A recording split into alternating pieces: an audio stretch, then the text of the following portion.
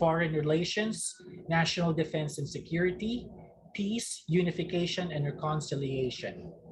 He is also the Senate representative to the Judicial and Bar Council and Senate Electoral Tribunal. Is currently the present chairman and chief executive officer of the Philippine Red Cross, a member in the governing board of the International Federation of Red Cross and Red Crescent Societies, currently the president of the University of the Philippines College of Law Alumni Association, the founding chairman of the Bagumbayan Volunteers for a New Philippines, is likewise a Volunteer Lifetime Achievement Award from the Philippine National Volunteer Service Coordinating Agency, a Gold Humanitarian Awardee from the Japanese Red Cross, and a Gold Humanitarian Service Cross Awardee from the Philippine National Red Cross. Ladies and gentlemen, colleagues, let us all welcome the Honorable Speaker, Senator Richard J. Gordon, on his talk entitled From Languishing to Flourishing.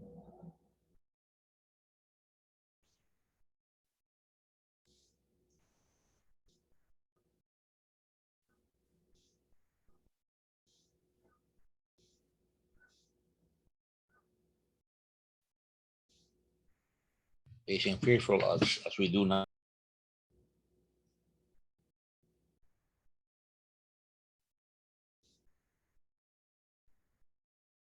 On mute.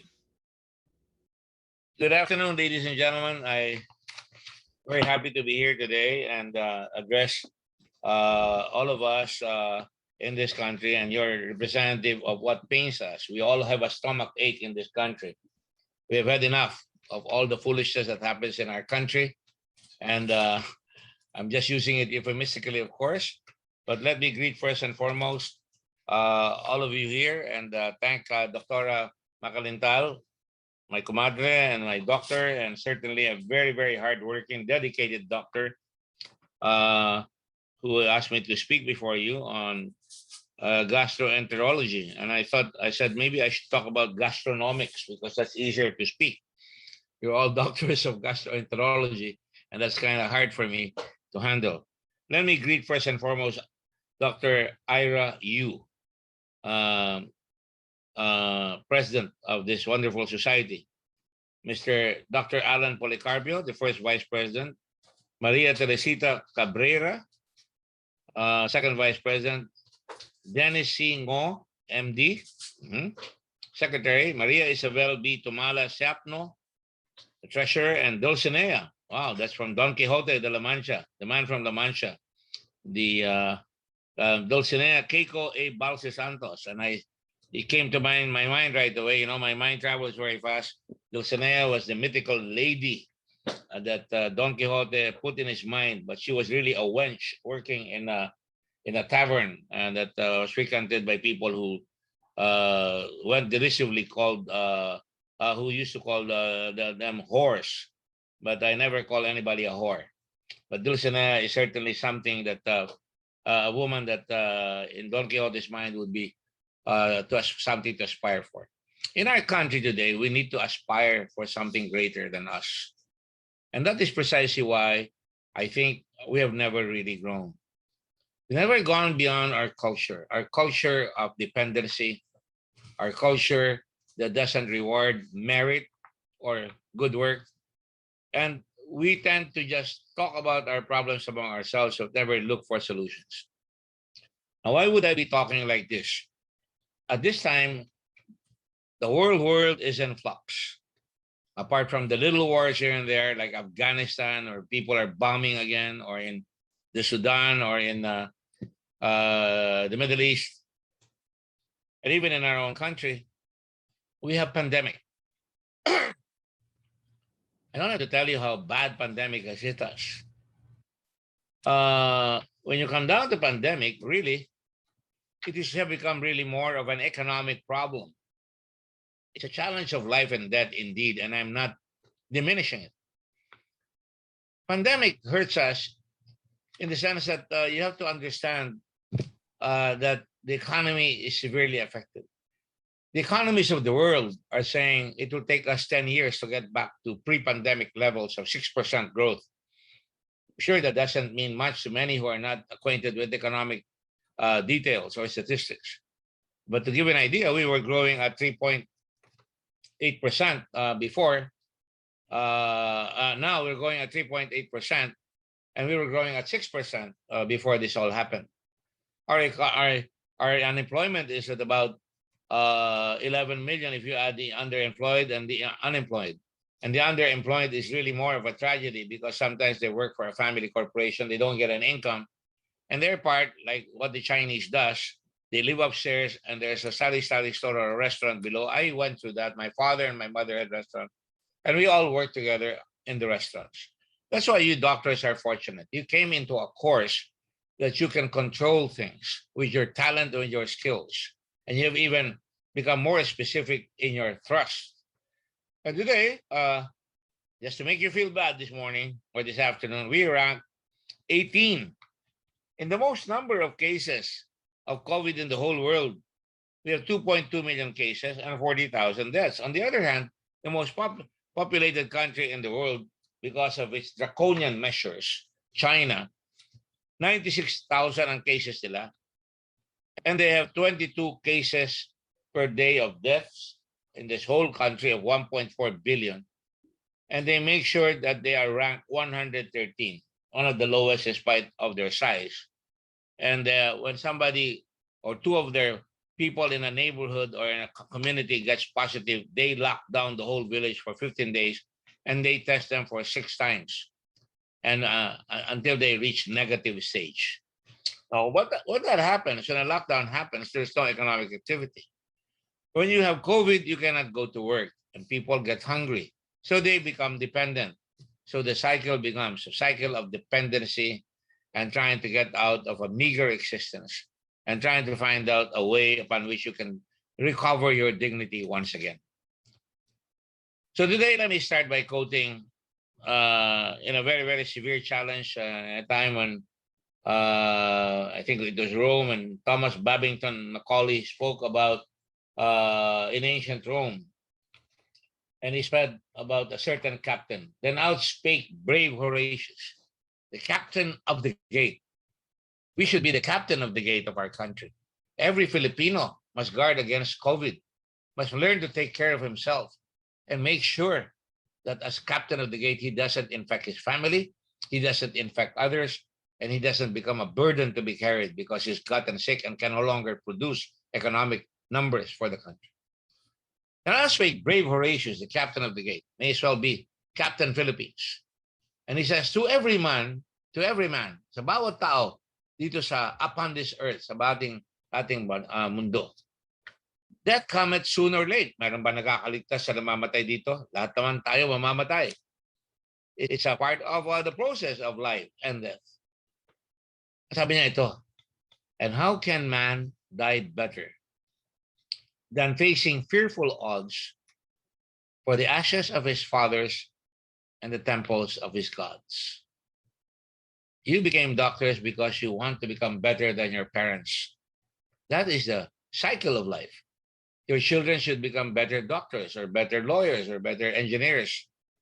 And you do so not just for your family, but you do so in pride because you want to make sure that God, you have justified your existence before God who made us man. Man.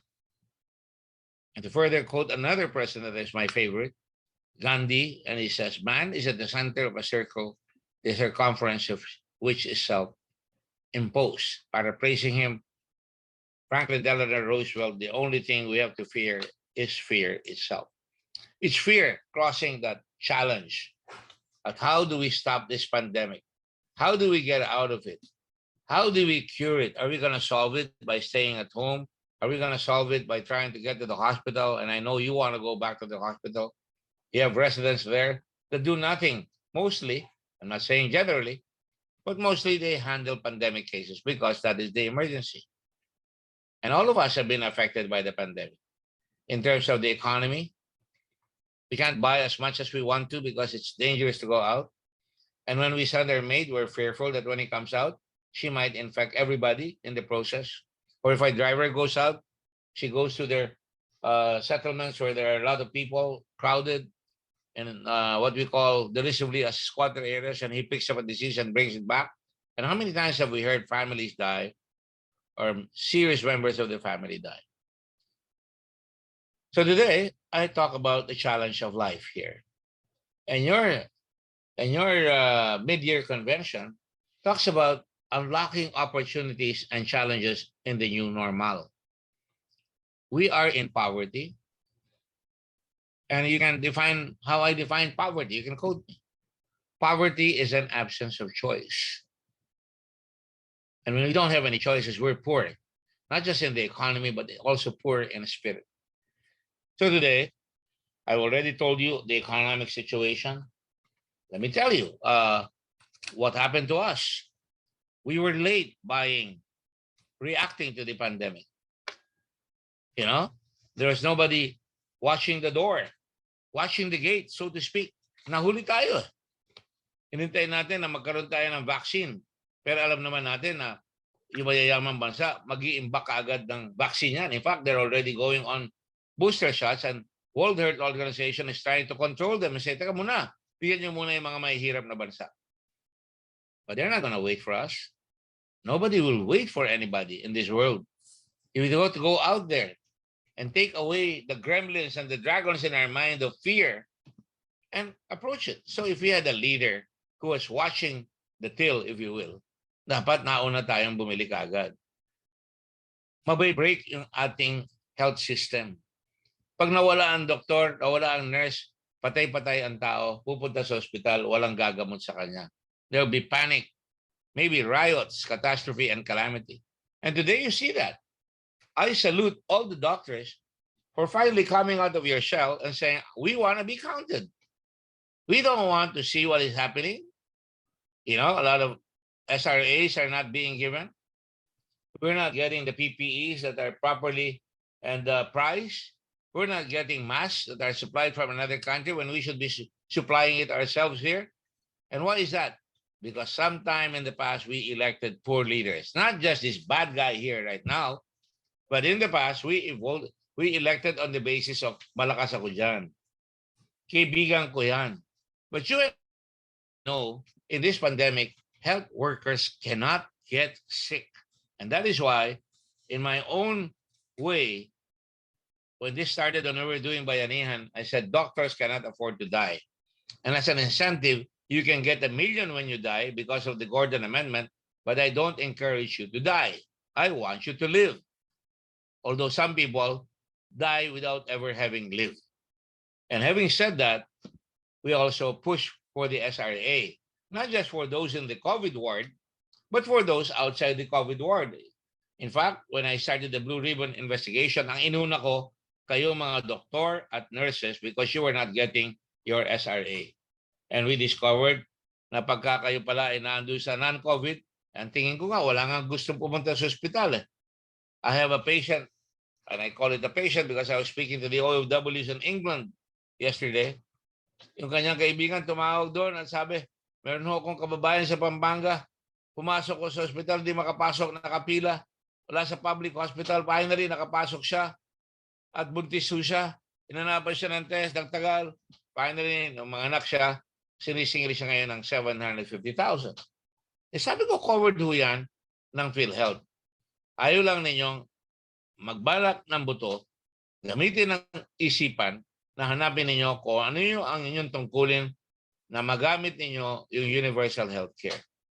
So we're helping her right now as I speak. Secretary Obial, my very hardworking partner in the Red Cross, who's in charge of a molecular laboratory, she will tell you that we did not wait for the government to come out with testing. You all know and you teach us, testing is key. How will you know what you're fighting if you don't know what's in the community? The Chinese have a better way of doing that. Draconian measure, as I said. Bawal magkasakit. At pag nagkasakit, sarado kayo, tetestingin namin kayo, bibigyan namin kayo ng pagkain for the next 2 weeks until we are able to eradicate in your community COVID. But going back to the system, we are only testing 110,000 a day. That is our target, dapat. Pero we're only able to test 42,000 tests a day. Mabuti na lang, hindi naman ako nagpapatapik sa likod ko, Nung makita namin yan, because of a book I read, and you know, I always say, he who reads leads, kailangan nag-aaral kayo. Di naman kayo pwedeng hindi mag-aaral, ang mga doktor. And I will show you the great influenza. I read that many, many years ago, 1917, kailangan wala pang mga masyadong sikat na mga doktor. In fact, hindi pinapansin masyado ang mga doktor ng mga panahon na yon, pero ang mga nurses kinikidnap sa Amerika ng mga mayayaman para alagaan yung mga nagkakaroon ng sakit sa kanilang bahay. Pero mas grabe nung araw, walang testing at hula-hula ang nangyayari. Hindi namin pinayagan sa Red Cross yan.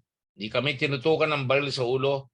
Namili kami ng testing machines, and we got that because we learned from China na wala kaagad sa Wuhan, and we made sure that we connect with the whole Red Cross in the whole world until we said we will buy these machines, PCR test. I didn't know what PCR meant at that time, but yun pala, yun yung makina, and then I learned the laboratory at nagawa yan, and today we now have 14 testing laboratories all over the country.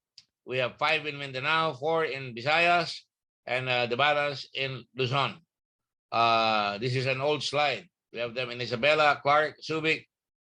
In Metro Manila, we have about 23 there, and in our laboratories in Mandaluyong and in Metro Manila. We have in Cebu, we have in Pasig, in the island of Panay, and Bacolod. We have in Cagayan de Oro, Surigao, Zamboanga, Cotabato. Let you in on a little secret. I never thought that I would be doing this and that the Red Cross would be doing this. Alam naman nyo, pagka ordinary tayo mga Pilipino, happy na tayo. We cannot just allow the Red Cross to be ordinary.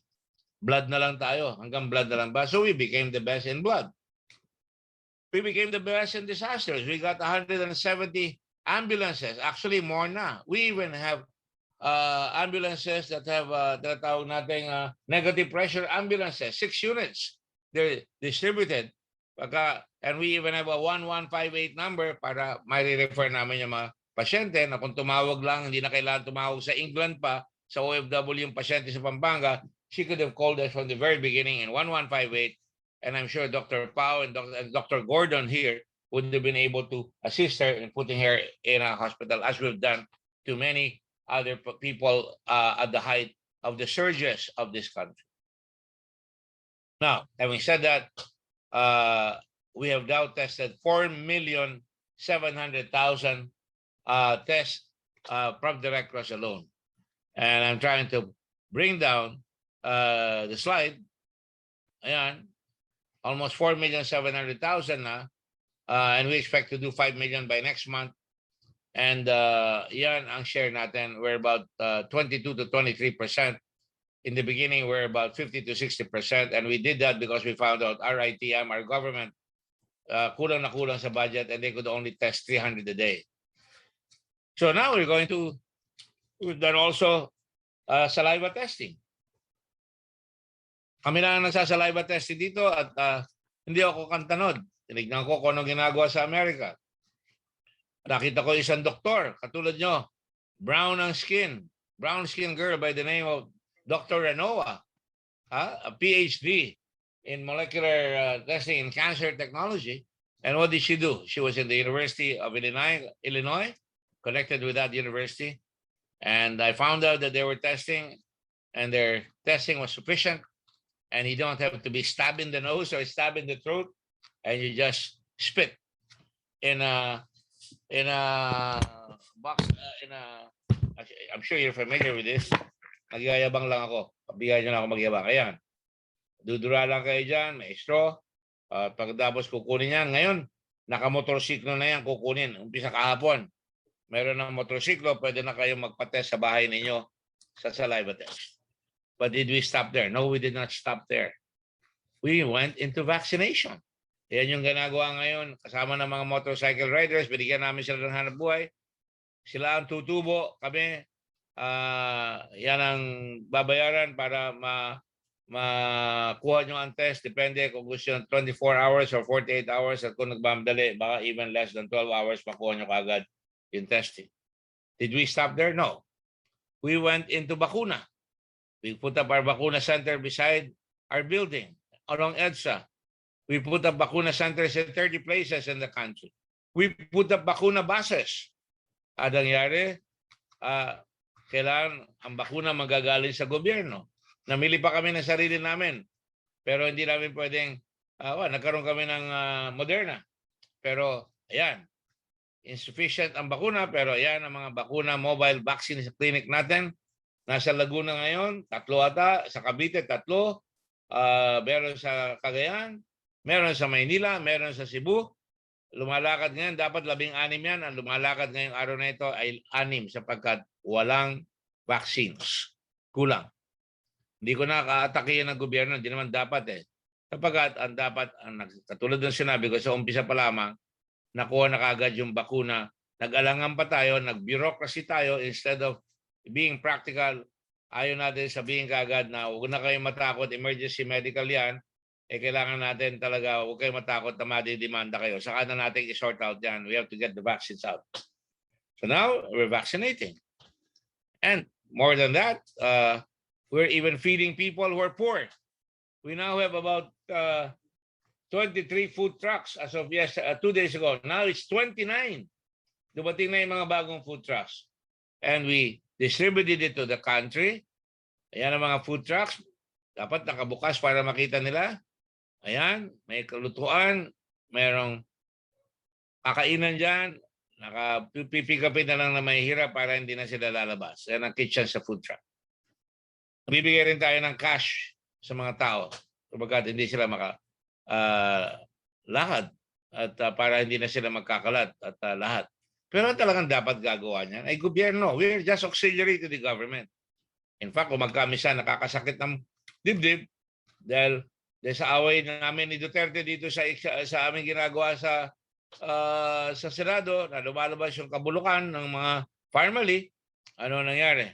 Abay, pati Red Cross inuupakan.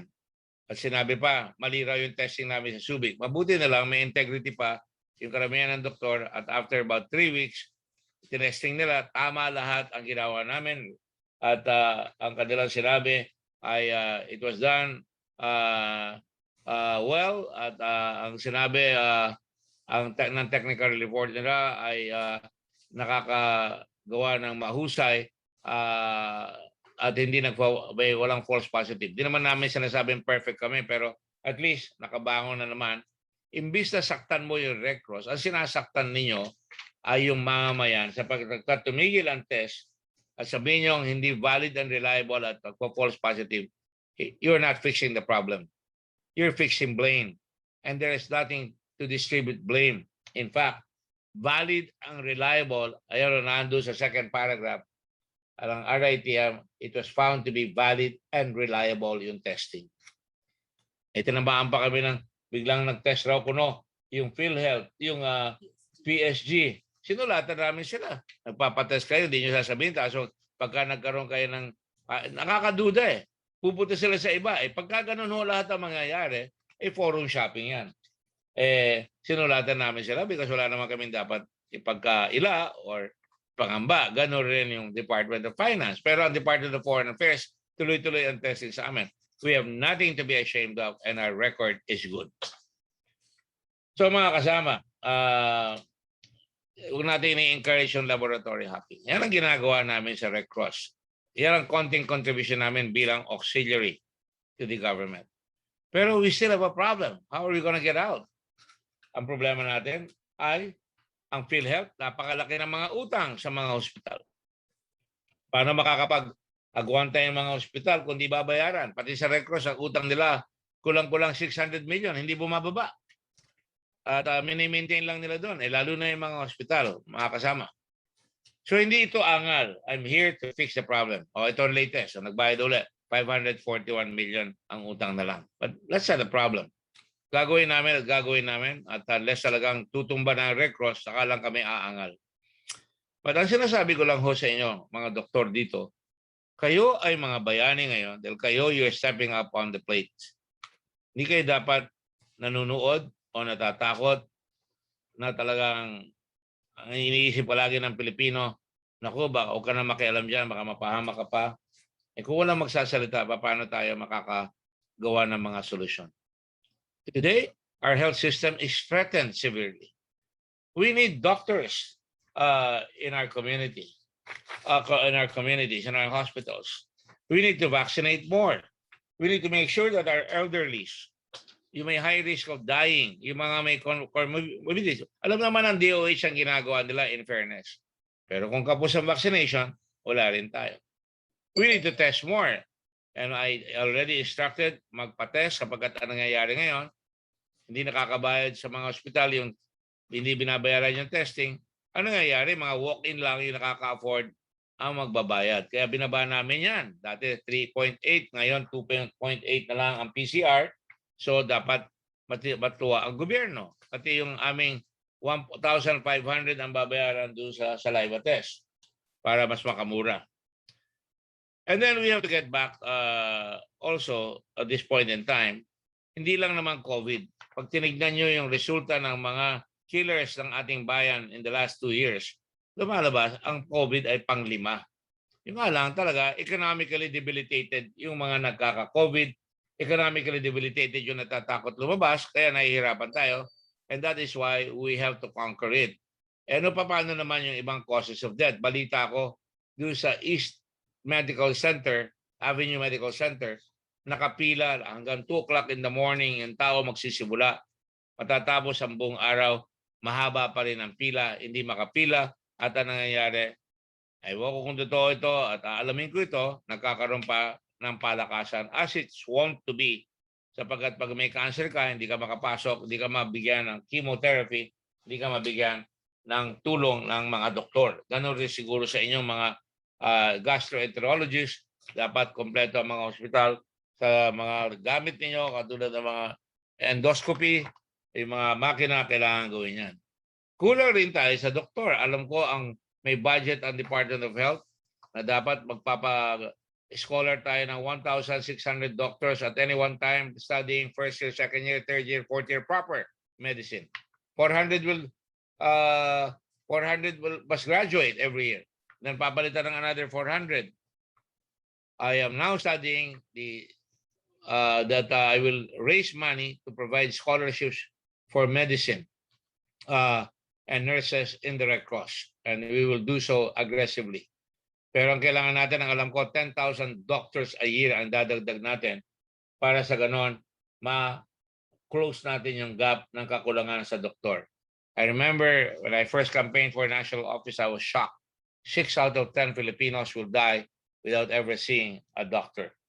Kailangan rin natin na magkaroon na tayo ng tinatawag nating research, yung CDC, and I filed a bill to that effect. Huwag nyo na akong pakinggan, politiko ako. Pinipilit ko magkaroon tayo ng CDC para sa ganoon magawa yan. It's something that hindi na kaya ng tinatawag nating RITM.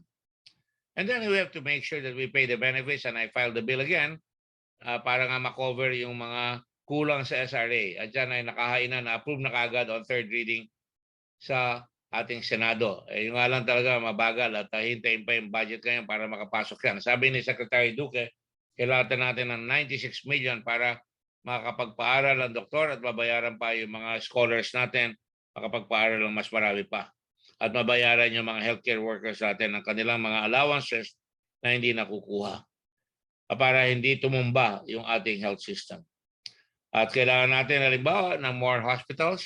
Bilo nyo, ilagay ko na lang yung sa ninakaw na about 11 billion pesos, makakagawa tayo ng 200-bed hospital na 5.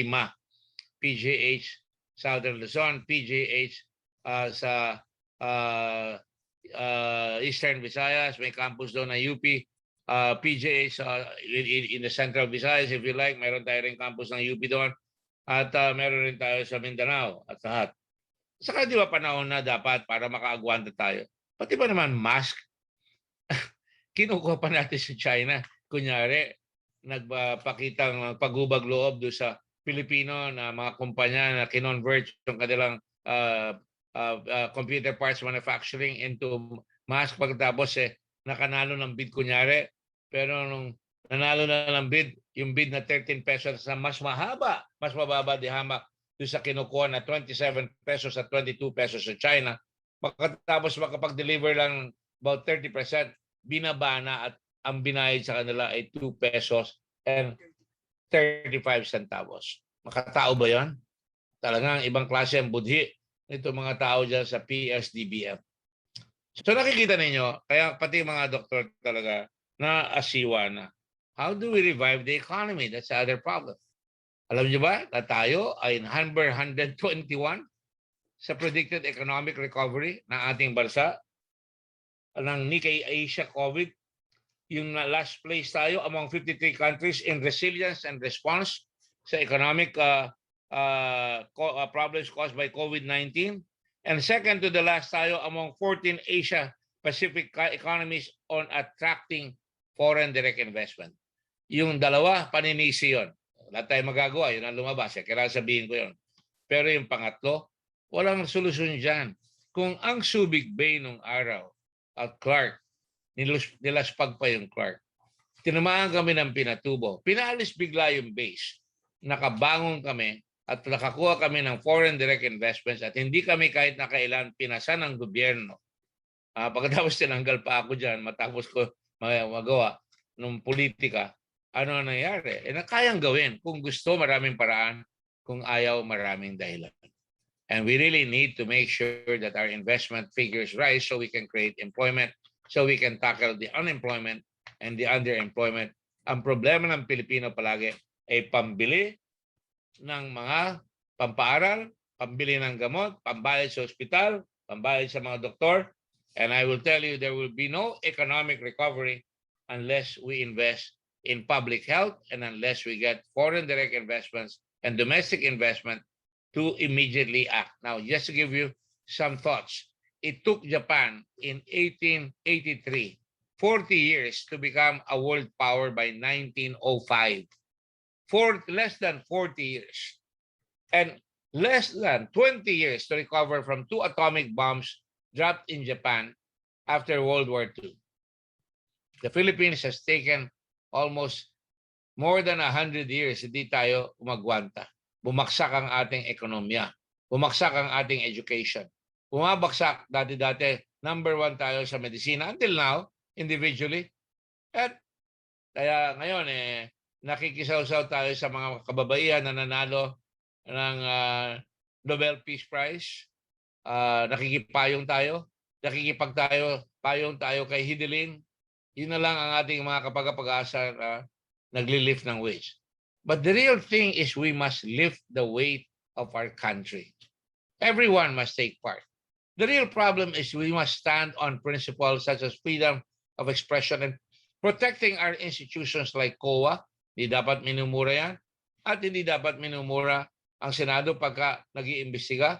At hindi naman dapat nagpuproteksyon ang ating Pangulo ng kanyang mga kasama at nilalagay sa alanganin ang ating bansa na naglalagay tayo ng economic advisor sa isang bansa nang galing na sinasagasaan ng ating mga barko, ng mga fishermen at hindi kinukuha sa laot at yung ating mga isda at yung ating kayamanan ng dagat practically naibigay na nitong administrasyon na ito. Kaya kailangan ang solusyon, gisingin ang Pilipinas. Do I have hope? Of course, I always have hope. I'm one who is eternally hopeful in this country. Samahan natin ang pagdarasal. Samahan natin ang trusting one another. To say, as I've always said, na ngayon mag-i-eleksyon, what this country needs is not just a change of men. Hearken, please, kayo mga doktor. Hindi lang papalitan nyo yung mga leader, but kailangan nyo rin but a change in men. Not just a change of men, but a change in men. Kung di kayo magbabago, di tayo magbabago. Huwag nyo ituro yung kasama nyo. Ikaw nang bahala dyan. Ikaw ang abogado, ikaw ang senador, ikaw lahat. Kung di tayo magbabago at iboboto na naman natin, napakahina ba naman ang ating ulo? Tingnan nyo lang ang track record. Tingnan nyo lang ang integrity. Huwag tayong mabighani sa pera. Huwag tayong mabighani. At huwag nyo sabihin, wala tayong magagawa. Mahina talaga. You are insulting your own country by saying that na ang boboto ay mahihirap. Marunong ang mahihirap. Kailangan lang tulungan nyo ng konti na ang nakataya yung kanilang mga anak and they will be poor for the next 40 years again. That is not coming from me. It's coming from economic pundits who say it will take 44 years before we can recover our growth of 6% regularly in our country. Ayan nakalagay, oh. Ito, oh, sinasabi mismo ng NEDA, si Carl Chua, it will take us 40 years, 10 to 40 years to reach yung ating kailangan na 41.4 trillion pesos na utang na babakayin natin o bubuhatin natin. And so today, I come to you not as a doctor of medicine, as a medical doctor, come to you not as even as a doctor of laws or a doctor of this and that. Come to you like yourself. I'm one of you. I study, you study. You work hard, I work hard. In fact, I have 2 jobs. I don't get paid in the Red Cross, but I love it because, like you have self-worth. You save lives. You use your skills, your talent na pinag-aralan nyo, na pinaghirapan nyo para magbigay buhay kayo, para mawapawi ang sakit ng tiyan, para malaman nyo kung anong sakit ng tao. Go beyond that circle. Stay away from that center and strive harder to go to the edges of the world and try to start change with you as the center and with you influencing others. Whether you like it or not, doctors are influencers in this country. But I have not seen doctors influence the country lately until very recently when 4 secretaries of health, when doctors throughout the entire country, over 300 of them, and when presidents of universities like Ateneo, LaSalle, and other schools have come around and say we will not take it any longer. But it is not just a negative thing that you're asked to do now. You're asking in the middle of this virtual mid-year convention, a change in the lifestyle. Pandemic will be here. It will soon be called endemic. Let us face that. It will be endemic to us. Like yung tinatawag nating flu, yung tinatawag nating dengue. But what we must remove is the disease in our hearts and our minds. The disease of greed. The disease of love, lack of love of country. And the fear to change our country. I always say to my children and to my staff, don't be fearful. Make fear your friend. So anytime you fear, you say, hello, Mr. Fear. We meet again. I will make you my friend and we will conquer all our insecurities and our concerns together. You are a doctor and you can say, I'm a doctor. I'm supposed to be smart. I've trained hard and my discipline is to heal the people. Today, I ask you to heal yourselves. Physician, heal yourself, but go beyond. Help heal the country. Thank you all very much and have the rest of the weekend in a better state of mind, and let us all work together to uplift the country. Mabuhay kayong lahat, and thank you for inviting me today. Thank you very much, Honorable Senator Richard Gordon. You're really indeed an individual of substance. Your passion in your work at the Philippine Red Cross has really helped the country a lot. So before we talk or we give a question to Dr. Elby Gonzalez, Senator, there seems a question to one of our health workers here. Do you have any idea when will the health workers be able to get their SRAs?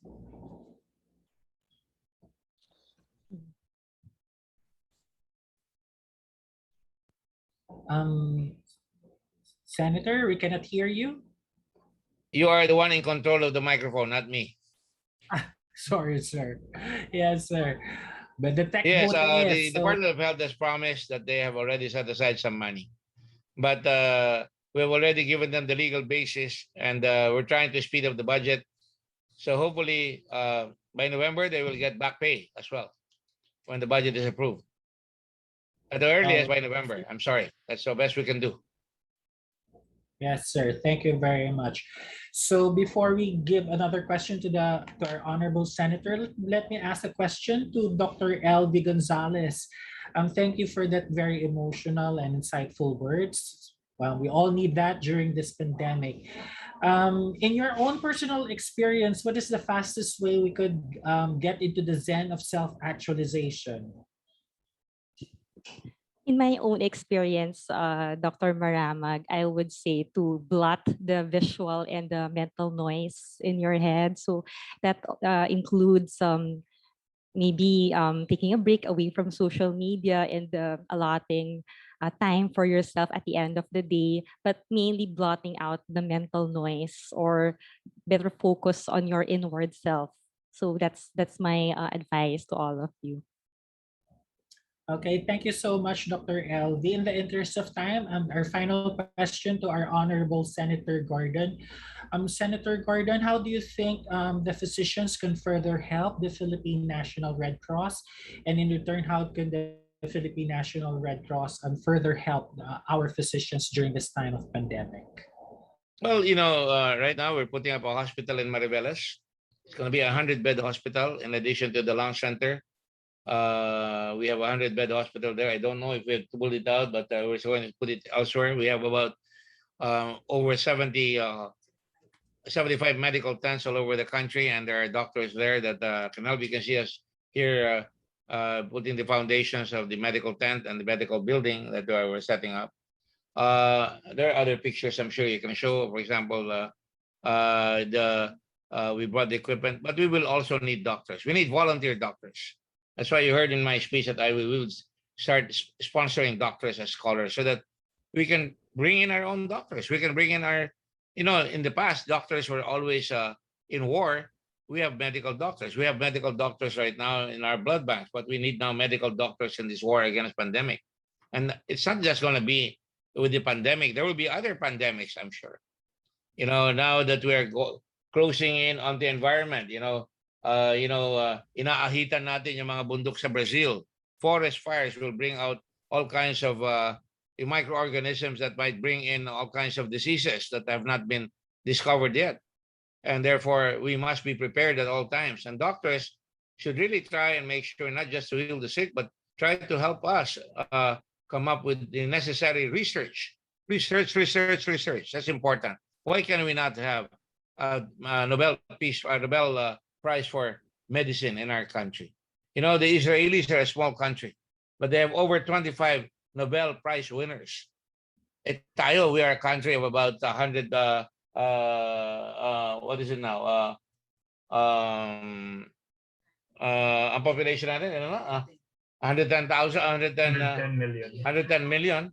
And I'm sure we can produce doctors and researchers. Israel is only about what, 8 million, if I'm not mistaken.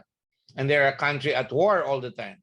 And yet they're able to turn their deserts into plantations of oranges and fruits and wine. And they're able to put their universities into research, and they're self-sustaining for us. And that's the ambition that we must inculcate among doctors as well, that you can make a difference. Don't stay in your shell. Try to encourage others to become outstanding. Okay, thank you very much, Honorable Senator Gordon. Again, I would like to thank our two esteemed speakers, Dr. Gonzalez and our Honorable Senator Richard Gordon, for giving us their time, their hearts, and their expertise.